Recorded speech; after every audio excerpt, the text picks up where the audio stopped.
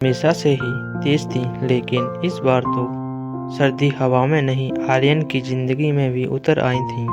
सारा दिन ऑफिस में भाग दौड़, बॉस की डांट, अकेले फ्लैट में लौटना, सब कुछ उसे अंदर से थका चुका था। शाम का वक्त था, आसमान हल्का धुंधला और खिड़की के बाहर कबूतर किसी बात पर झगड़ रहे थे। आर्यन ने थककर अपना बैग एक तरफ फेंका और अलमारी खोलकर अपने कपड़े ढूंढने लगा। उसके हाथों में फाइलें, कपड़े, कुछ पुराने सरीते और अचानक एक कोने में दबा हुआ वो पुराना स्वेटर दिख गया। हल्का सा धागा निकला हुआ था, थोड़ा फीका पड़ा रंग, लेकिन हाथ में लेते ही एक अजीब सी माँ वाली गर्मी महसूस हुई। जैसे ही उसने स्वेटर उठाया, बचपन की तस्वीरें उसके सामने तैरने लगीं। उसे याद आया, हर साल नवंबर में माँ सबसे पहले उसका स्वेटर निकालती थी और पूछती थी, इस बार तुम्हें कौन सा रंग चाहिए बेटा? और वो हमेशा बोलता था, माँ यह भी ठीक है, बस ठंड ना लगे। माँ हमेशा हंसती थी, ठंड तेरे बाप को लगेगी, तू तो बस बहाना ढूंढता है छींके मारने का। उनकी हंसी में एक अजीब सी मिठास थी जो अब इस यादों में बची थी। कॉलेज आने के बाद सब कुछ बदल गया। दोस्त, मोबाइल, स्टाइल, सेल्फी, इन सब के बीच में माँ की नरम ऊन से बुनी दुनिया कहीं पीछे छूट गई। एक बार उसने कॉलेज में मम्मी का बुना हुआ स्वेटर पहना था तो उसके दोस्त हंसने लगे थे, भाई ये तो गांव वाला लगता है। आर्यन भी हंस पड़ा था, लेकिन उस रात जब माँ ने वीडियो कॉल पर पूछा कैसा लग रहा है स्वेटर, तो उसने झुंझलाकर कहा, माँ प्लीज़ अब बच्चे नहीं हैं हम, यह पुराना स्टाइल मत भेजा करो। कुछ पल की चुप्पी के बाद माँ ने बस इतना कहा, अच्छा कोई बात नहीं बेटा, लेकिन उनके चेहरे पर आई हल्की उदासी उसे याद आ नहीं रही। अब याद आई और बहुत गहरी लगी। वो रात जब माँ बीमार थी, आर्यन ने स्वेटर को सीने से लगाकर, और उसके एक और रात बाद याद आई। कुछ साल पहले एक ठंडी रात में माँ तेज बुखार में थी, फिर भी वो उठकर उसके लिए सूप बनाने रसोई में चली गई थी। वो कहती थी, तेरा गला बंद ना हो जाए, ठंड जल्दी लग जाती है तुझे।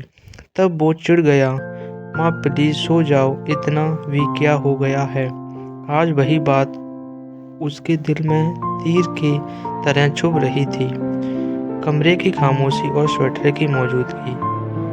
कमरे में ही हीटर खराब पड़ा था, हवा में ठंड थी, लेकिन उसके हाथों में स्वेटर था और उस स्वेटर में माँ की कुछ पूरी उम्र का प्यार। आर्यन ने धीरे से स्वेटर को चेहरा लगाकर छूंगा।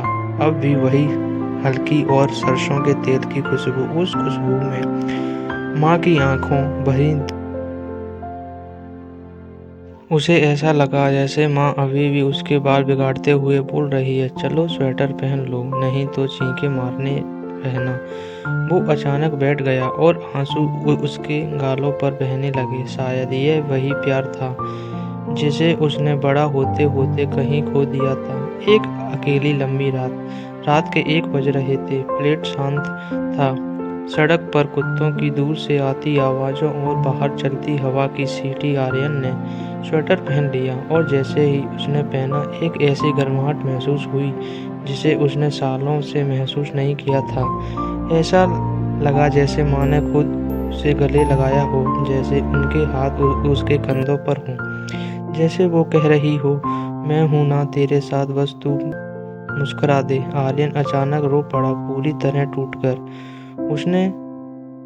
उसे लगा कि इस दुनिया में चाहे कितने भी लोग हों, जैसी गर्मी माँ के प्यार में है वैसी कहीं नहीं। माँ को कॉल 2 बजे के करीब उसने माँ को कॉल लगाया। उसकी आवाज़ कांप रही थी। माँ ने नींद में फ़ोन उठाया, आर्यन बेटा सब ठीक है? आर्यन बोला ही नहीं पा रहा था। उसने मुश्किल से कहा, माँ मैंने पुराना स्वेटर पहन लिया, बहुत अच्छा लग रहा है। कुछ सेकंड तक फ़ोन के उस पार खामोशी। फिर माँ ने धीमी आवाज़ में कहा, मैंने तेरे लिए बनाया था बेटा, तेरी ठंड मुझे नींद नहीं लेने देती थी। आर्यन की आंखों से फिर आंसू बहने लगे। उसने कहा, माँ मैं बहुत बदल गया था, माफ़ कर देना। माँ ने धीरे से कहा, बच्चे बड़े होते हैं बेटा, माँ का दिल नहीं बदलता। इन लाइन ने आर्यन की पूरी जिंदगी बदल दी। अगली सुबह का नया एहसास सूरज की हल्की रोशनी में आई। आर्यन स्वेटर पहने सो गया। सुबह उठकर उसने महसूस किया उसका पूरा मन हल्का है, जैसे किसी ने बोझ उतार दिया हो। उसने तय किया वो माँ के कॉल कभी मिस नहीं करेगा। वो हर सर्दी यह स्वेटर जरूर पहनेगा और सबसे ज़रूरी वो माँ को अपनी ज़िंदगी में फिर से सबसे पहले रखेगा, क्योंकि वो समझ चुका था माँ का प्यार कभी पुराना नहीं होता। हम बस बड़े होकर इसकी कद्र करना भूल जाते हैं।